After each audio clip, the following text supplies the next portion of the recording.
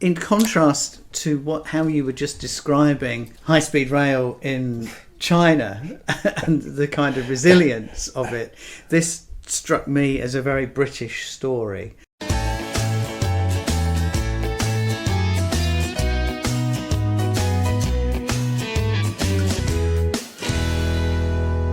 Welcome to Calling All Stations, the transport podcast. I'm Christian Wommer, an author and journalist who has covered transport for the past 30 years.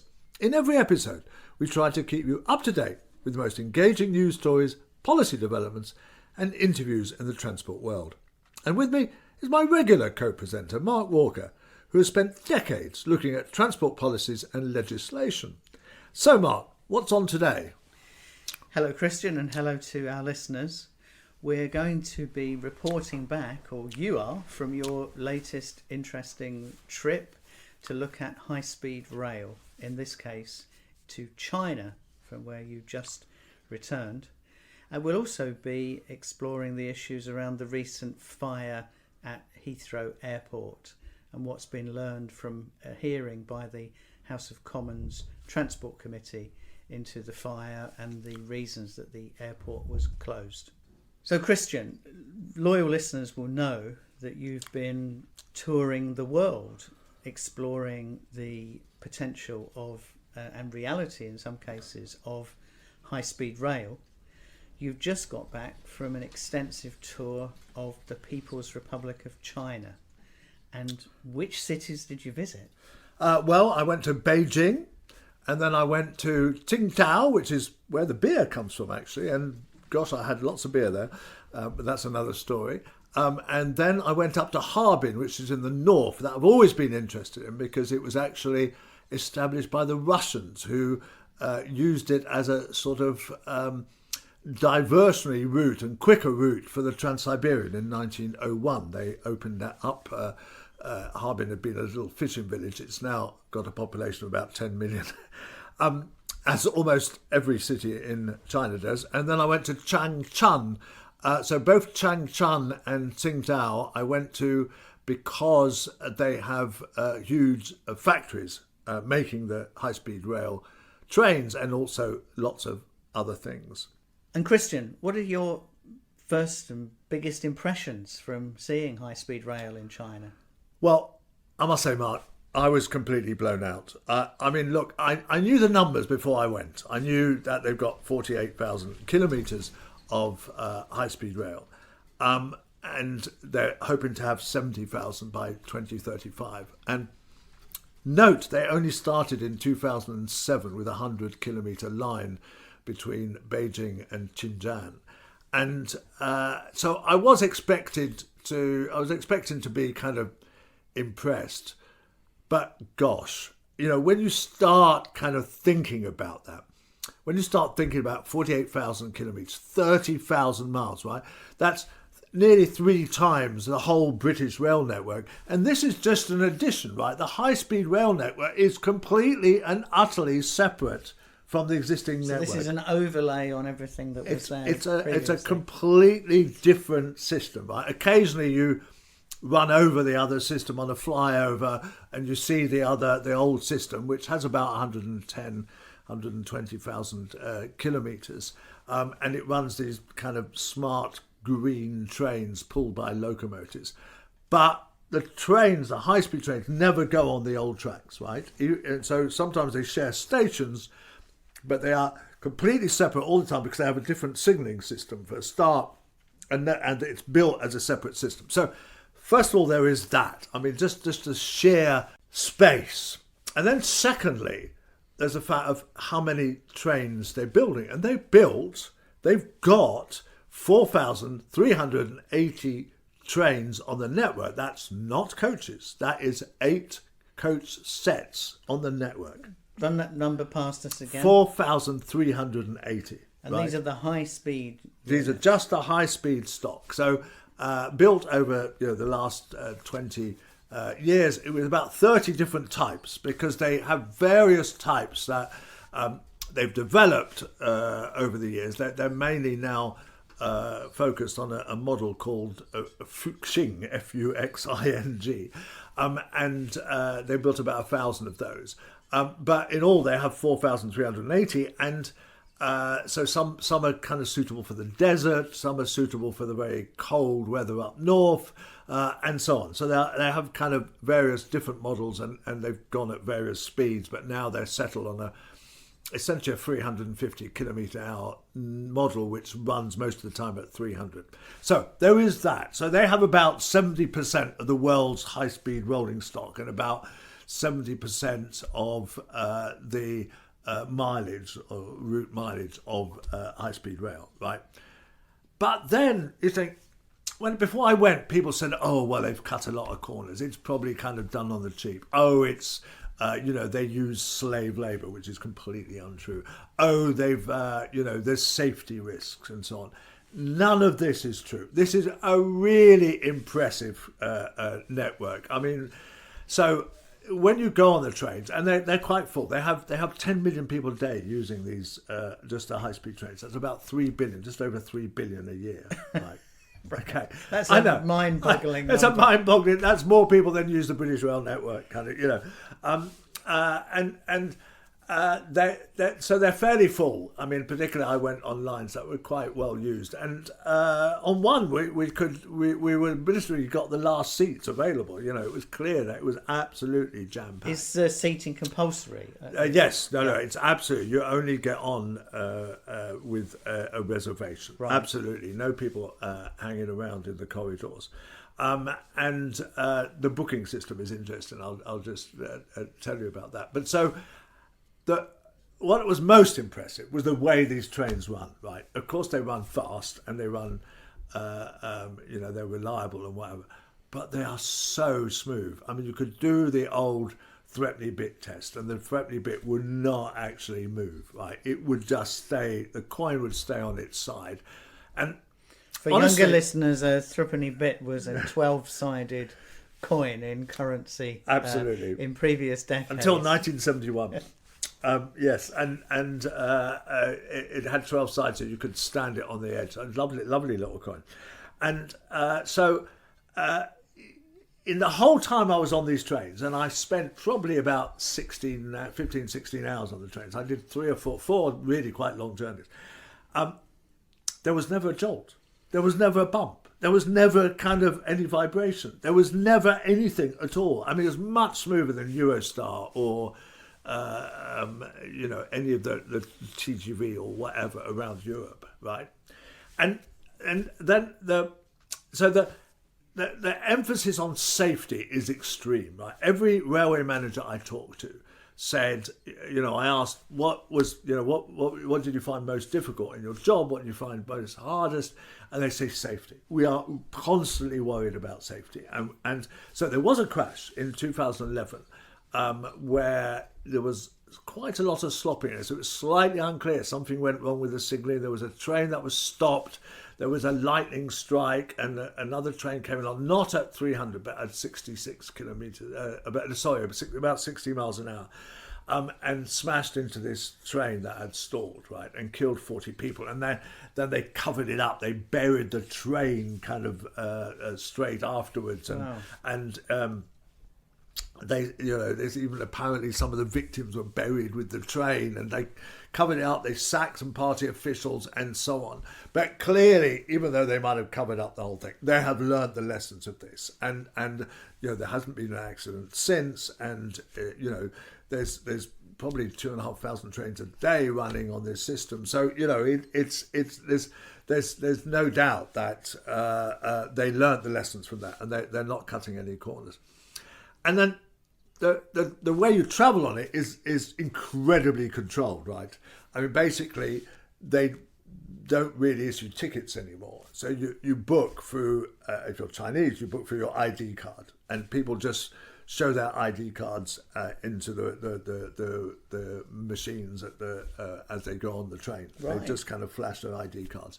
And foreigners book through their passport. Right, okay. They can't quite do that automatically on the automatic turnstile, so you have to actually go on the manual turnstile, which is always one. And they only allow you on the platform about 15 minutes before a train gets. A bit like America, where they don't like you kind of hanging around on the platforms. And then again, I mean, I do recognise, and I will cover some of that at the end. That it's a very different society, and it's easier for them to do all this stuff, and it's authoritarian and whatever. But there was also a series of amazing stations. I mean, often they built an extra station for the high-speed line around the town, and sometimes some of the high-speed trains go to the old station, and some go to the new station, which might be on the outskirts or whatever. But these are all everyone I went to was a vast structure. I mean, bigger than any station in the UK in terms of area, with roofs that are kind of about 100 feet up, kind of vast square area. Nothing particularly beautiful about them or attractive, but very functional, clean, well lit, well run. Absolutely no litter anywhere. Absolutely kind of model kind of stations, as it were, and the whole system just seems to run incredibly smoothly. I mean, it's not quite as disciplined as in Japan, where the guy kind of stands at the end with white gloves and counts down every second. And one or two of the trains started a minute or two late, but they then caught it up quite easily, and nothing arrived late at all. But it doesn't quite have that kind of rigorous style of the Japanese. But nevertheless, it is very efficient, very impressive. And now, okay, you can dismiss this and say, well, this is an authoritarian regime.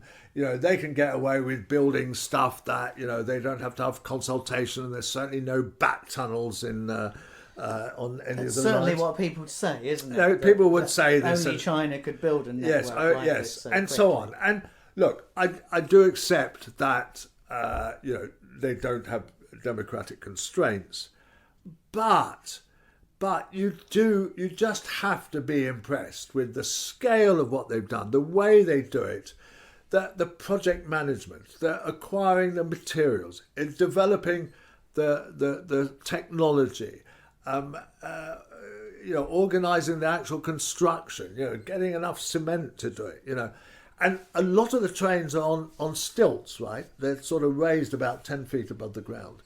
So that is incredibly efficient in terms of management, maintenance. It's obviously more expensive, but once you're up there, you're away from the vagaries of the weather, flooding, whatever.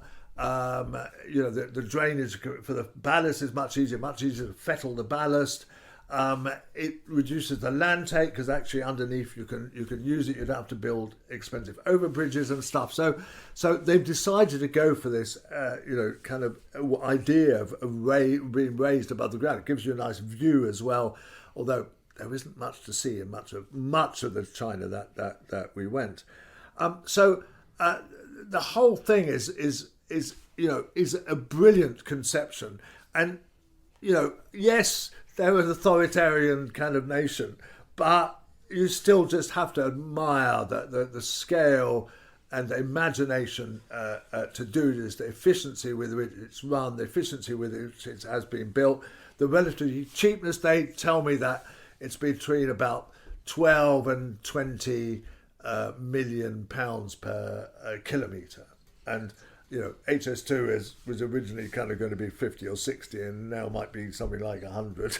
So, and the average in Europe, according to PwC, which did a report on this in 2016, was about 32 million, and that was in 2016 money, so it would work out at about kind of 45 million.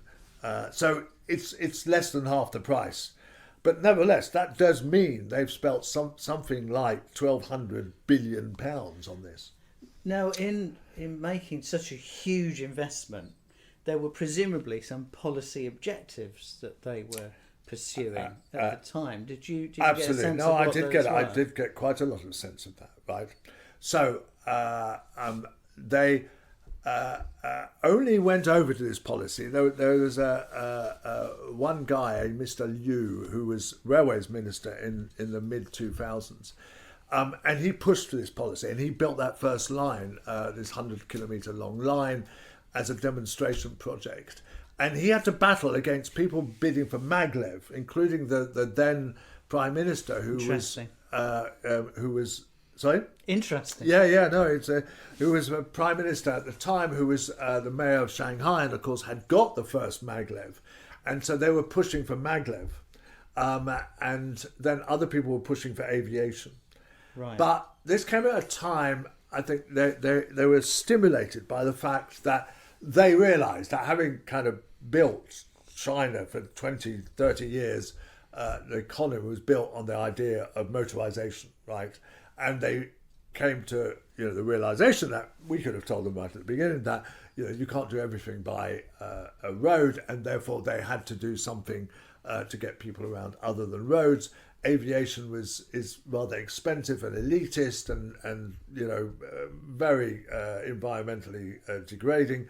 And maglev is actually technically not feasible. So their idea was then to do this high-speed rail, and they really adopted it. The accident in 2011 was a bit of a blow. It kind of held it up for a bit, but they got over that, and so they made it policy. And now their policy was very much, we want people to be able to kind of travel on the trains around the country, to get around the country.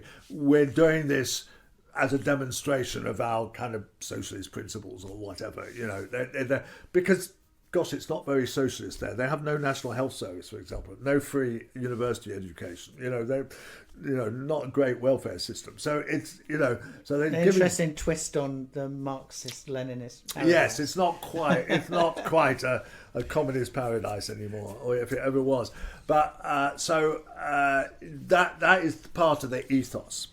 And then I think that they are using this to give them such an edge in a particular technology that they're uncatchable, and then there will be lots of technological transfer to other industries. I think so they are so far ahead of the game, and they will be even further ahead of the game. So they started by taking in joint ventures with foreign people like Bombardier and Alstom, indeed, and they did joint ventures. And they say, look, these joint ventures were always limited, and they allowed us to share their technology, and that's what we did. Now, I think some of the people in the West might say, oh, well, they nicked the technology. But, they say very strongly, no, we didn't nick the technology. We were allowed to do it.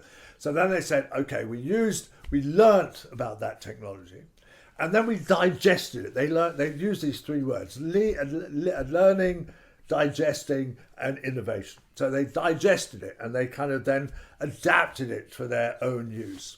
Right. And then they go in the third stage, which is where they are now, which they innovate. So they are then creating their own technology. And of course, when you have 4,380 trains running around the network, and they now have 2,000 sensors on each train, right? So they are getting just unimaginable amounts of data, right? So if an axle is getting slightly hot, they will know about it, right? And they'll know how many times on how many trains this axle is getting slightly hot, and they will be able to kind of deal with it.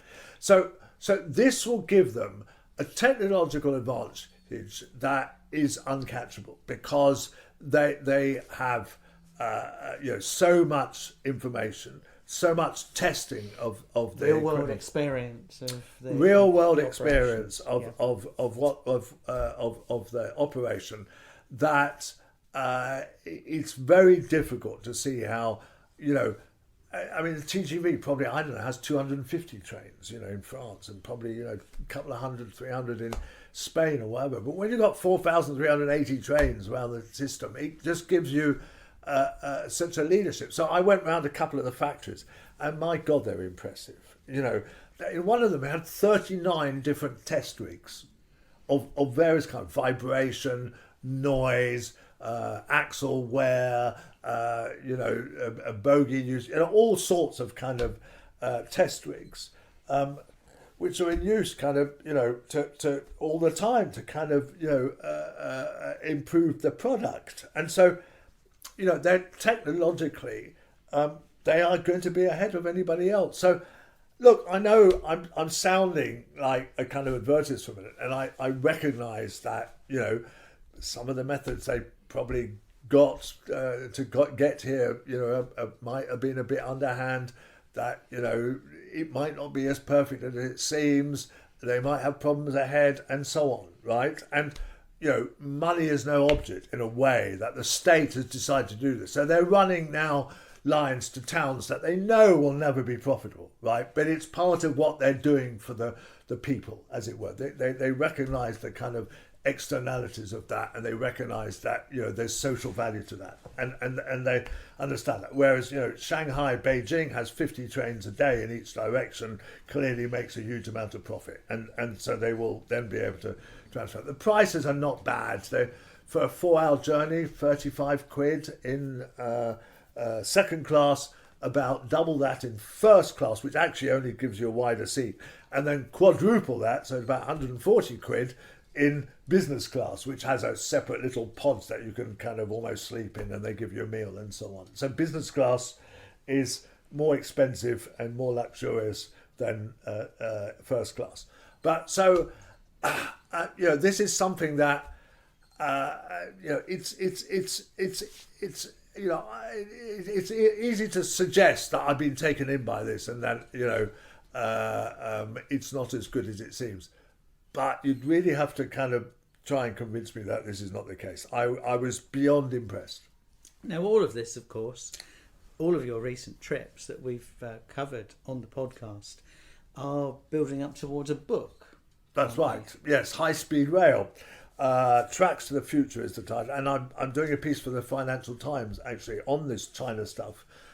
For the weekend of the 11th, 12th of September, 12th, 13th of April, sorry. And a big kind of Financial Times piece on this. And for really loyal listeners, can we tell them when the book might be available? The book won't be available until next summer, I'm afraid. So the book will cover all the different kind of high-speed rail systems, but there'll obviously be a big chunk on Japan, a big chunk on France, and a huge chunk on China, and then we'll also look at the politics of it. So, why they do high speed rail. There's a bit of history about why speed has always been part of the offer that railways have, and it will look to the future, and it will also look at maglev and hyperloop and kind of other kind of ideas like about which, as loyal listeners will know, I'm a bit sceptical.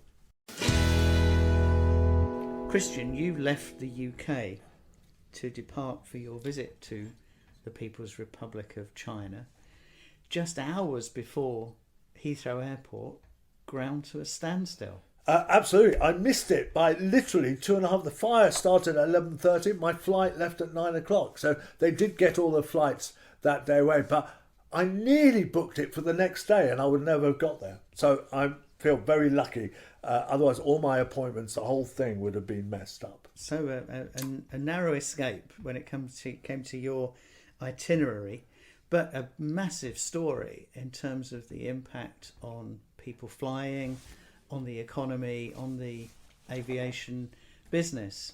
We've heard today, the day that we're recording this podcast, at the House of Commons Transport Committee from some of the big players in this story, this saga. What's your take on things so far? I must say I've been at a meeting where I heard some Heathrow representatives as well, and I think they're a little bit defensive about this. I think that the decision to totally close the airport, which was made at something like 4 or 5 in the morning, so that they had time to warn people, was clearly a controversial decision. They could have run a parts service, as I understand it, but they decided that the messaging was better. They didn't want people hanging about there and so on. So, I think that will be looked at. There's 2 separate inquiries into this, one being carried out by former Transport Secretary Ruth Kelly and another one, I think, by internally in Heathrow. I mean, she is actually a non-exec director, I think, of Heathrow. But so I think there's a lot of questions to be asked. So I'm interested to hear what the Transport Committee said about this. Well, they had a 2-hour session, in fact, more than 2 hours, I believe. And there were also representatives there from other interests in Parliament, because there were witnesses there not just from airports and aviation, but also from the energy supply sector, because of course the original incident was a fire in a substation, which I believe caused the failure of 2 adjoining substations, which then deprived the airport of power and caused the management of the airport to take the decision that they did. It does all sound a bit ramshackle, doesn't it? It in contrast to how you were just describing high-speed rail in China and the kind of resilience of it, this struck me as a very British story, and kind of very what we've become used to, sadly, about infrastructure that's kind of not really up to muster when it comes to 21st century standards, whether that's our water supplies or our pothole-riddled roads or problems with the railways, or indeed... It's always a wing and a prayer, isn't it? And sometimes there isn't a wing and a prayer. It does seem to be the case, and I sometimes think much of our infrastructure is held together by the love of the people that work in the industries concerned. But certainly the committee probed extensively over that 2-hour period into the reasons for the decisions that were taken. And of course what was also interesting in the committee was there were the representatives of the customers in the form of the airlines were there as well, making some comments which have been picked up in the media more generally about warnings having been issued previously by the customers over the resilience of the power supply to the airport, and this seems to have been something that was happening in the days before this particular incident occurred. And there's going to be a legal case, isn't there? 'Cause the airlines apparently claim that they lost between 60 and 100 million pounds, and they're saying that this is a very expensive airport, aren't they, that to run into? And two separate things really. So they say that they need to be reimbursed for the cost of the incident itself. But there's a more general kind of criticism, which is that the airlines say that Heathrow is the most expensive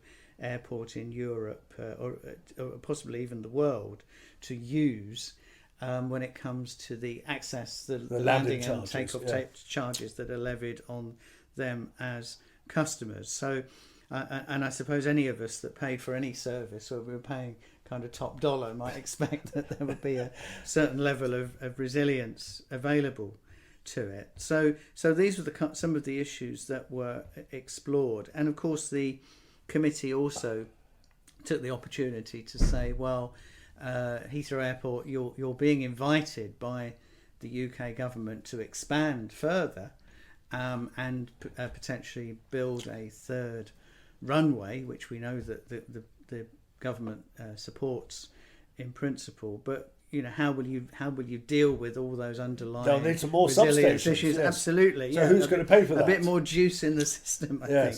And how would that be paid for? How would it be managed? And can we have confidence, the public and the nation have confidence that this will be achieved? Because of course these kind of incidents, and I think we saw it in the coverage at the time, become matters of national prestige as well as very practical consideration for the people and the goods that are affected by the yes. I mean, I was in Beijing and I knew nothing about it, of course, and then I turned on the television in the hotel. It was CNN, and it was it's an American station, and they were quite critical about Britain generally. They were kind of a bit, oh God, this is, is this typical of what happens in Britain sort of thing. It was quite embarrassing, actually, that they highlighted the fact that, this was unlikely to happen in kind of other parts of the world. And, how come it happened to, one of the world's busiest international airports. So it does seem that although we've had this big hearing by the parliamentary committees today, this is a story that has some way to run when it comes to its full implications, whether that's for the resilience of the airport in the case of Heathrow or in aviation policy more generally. Well, I'm sure we'll be returning to it at some point. Here's Christian's final thought from the Departure Lounge. Well, I'm off on the Eurostar on Saturday for a holiday this time with my grandkids and my daughter and stepdaughter. And it's always cheaper actually to go on Saturday afternoon, spend the night in Paris, and then go on the TGV down to the ski resort the following morning, because Eurostar is so expensive, and they exploit any kind of peak train. So if you take the first train of the day, it's really expensive. So I'm rather glad that it seems that we're going to get some competition. So there's two or three or four companies now looking at it. Virgin apparently has an order for £700 million worth of trains that it's going to buy to compete with Eurostar. And and there's another company called Gemini which is involved in this, whose chairman actually is Tony Lord Barclay, who's a long time he used to work for the Channel Tunnel and a long time advocate for a competition on this, and used to head the rail freight group. And it's interesting that a key decision was made this week that Eurostar has a depot, Temple Mills, and the regulators said, no, you must open up this depot to other competitors, even though Eurostar claimed, oh, it's full and we can't kind of accommodate anybody else. And that is a very crucial decision and opens up the way for some competition or other operators, or maybe Eurostar will massively expand its services. But I've always been disappointed at how expensive it is, how few destinations there are, how little use of the tunnel there's been. Really, it runs at about 30-40% of the capacity in terms of passenger use and about 10% in terms of freight train use. So let's hope that it gets more use of this wonderful tunnel that we have that has been underused.